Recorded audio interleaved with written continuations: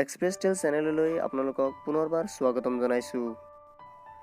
আজি আপোনালোকৰ ওচৰলৈ ডাইনছৰবোৰ পৃথিৱী পৃষ্ঠৰ পৰা কেতিয়া আৰু কেনেকৈ নাইকিয়া হ'ল সেই বিষয়ে আলোচনা কৰিবলৈ ওলাইছোঁ। গতিকে আহক পলম নকৰি আমি আৰম্ভ কৰোঁ আজি আমাৰ এই ভিডিঅ'টো। ডাইনছৰবোৰ আছিল অতি ভয়ংকৰ আৰু বৃহৎ জেঠী-আকাৰৰ সৰীসৃপ। এই পৃথিৱীত চৰাই আকৃতিৰ পাখি থকা ডাইনছৰো আছিল। ইংৰাজী ডাইনছৰ শব্দটো গ্ৰীক শব্দ ডেনিয়ছ, যাৰ অৰ্থ টেৰিবল, আৰু চৌৰাছ, যাৰ অৰ্থ হৈছে লিজাৰ্ড, এই দুটা লগ হৈ উৎপত্তি হৈছে।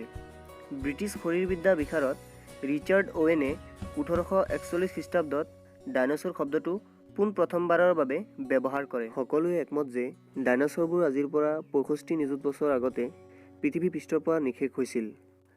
আমেৰিকাৰ বাৰ্কেলেত থকা কেলিফৰ্ণিয়া বিশ্ববিদ্যালয়ৰ ভূতত্ত্ববিদ ডক্টৰ ৱাল্টাৰ আলভাৰেজে উল্কাপিণ্ডই পৃথিৱী পৃষ্ঠত খুন্দা মৰাৰ মতবাদ, যাক ইম্পেক্ট থিয়ৰী নামেৰে জনা যায়, 1980 চনত প্ৰৱৰ্তন কৰে।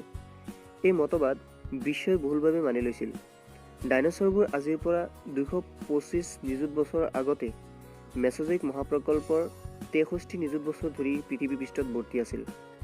ডাইনছৰবোৰ চাৰিঠেঙীয়া যদিও পাছৰ ঠেং দুটাৰ দ্বাৰাহে খোজ কাঢ়িছিল। উল্কাপিণ্ডই পৃথিৱী পৃষ্ঠত খুন্দা মৰাৰ ফলত ডাইনছৰকে ধৰি আন বহুতো প্ৰাণী আৰু উদ্ভিদ প্ৰজাতি পৃথিৱী পৃষ্ঠৰ পৰা চিৰদিনৰ বাবে লুপ্ত হৈ পৰিছিল।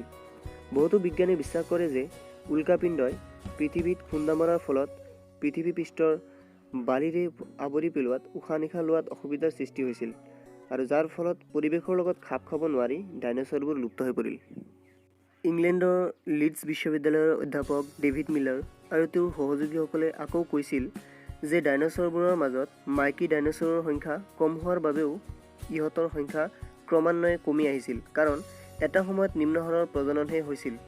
প্ৰফেচাৰ ডেভিড মিলাৰ আৰু সহযোগী গৱেষকসকলে আৰু কৈছিল যে ডাইনছৰবোৰৰ প্ৰজননৰ ক্ষেত্ৰত প্ৰয়োজন হোৱা উত্তাপ জলবায়ুৰ সালসলনিৰ হেতুকে সঠিক পৰিমাণৰ নোহোৱাত প্ৰজনন কমি গৈছিল, আৰু মতা আৰু মাইকীৰ অনুপাত 50:50 হোৱাৰ ফলতো মাইকী ডাইনছৰৰ সংখ্যা একেবাৰে কমাৰ ফলত পৃথিৱী পৃষ্ঠৰ পৰা এই সৰীসৃপটো ক্ৰমাৎ শেষ হৈ আহিছিল।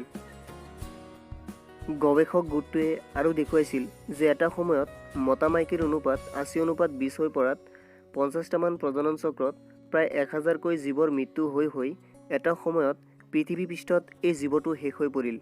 মিলাৰৰ মতে উল্কাপিণ্ডই পৃথিৱীত খুন্দা মৰাৰ পাছত ডাইনছৰবোৰৰ মাজত মতা ডাইনছৰৰ সংখ্যা বৃদ্ধি হ'বলৈ ধৰে, আৰু মাইকী ডাইনছৰৰ সংখ্যা জন্মৰ প্ৰতিটো চক্ৰত কমিবলৈ ধৰাত এটা সময়ত পৃথিৱী পৃষ্ঠৰ পৰা ডাইনছৰ নোহোৱা হৈ পৰিল।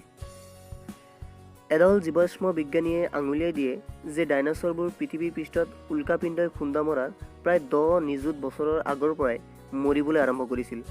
অন্য এডাল বিজ্ঞানীয়ে প্ৰশ্ন কৰিব বিচাৰে যে প্ৰকৃততে ডাইনছৰবোৰৰ ছেক্স নিৰ্ধাৰণ জলবায়ুৰ ওপৰত নিৰ্ধাৰণ কৰিছিলনে? এইটো এটা অতি চিন্তনীয় বিষয় বুলি বহুতে মত পোষণ কৰে। মিলাৰৰ তত্ত্ব যদি সঁচা হয়, তেন্তে মানৱ জাতিৰ ক্ষেত্ৰতো মতা মাইকীৰ অনুপাতৰ কথাত চকু ৰাখিবৰ সময় হৈছেহি। এনেকুৱা শিক্ষামূলক ভিডিঅ' পাই থাকিবলৈ ছাবস্ক্ৰাইব বাটনটো ক্লিক কৰিবলৈ নাপাহৰিব, আৰু লগতে নতুন ভিডিঅ'ৰ ন'টিফিকেশ্যনৰ বাবে বেল আইকনটো ক্লিক কৰি দিব। ধন্যবাদ।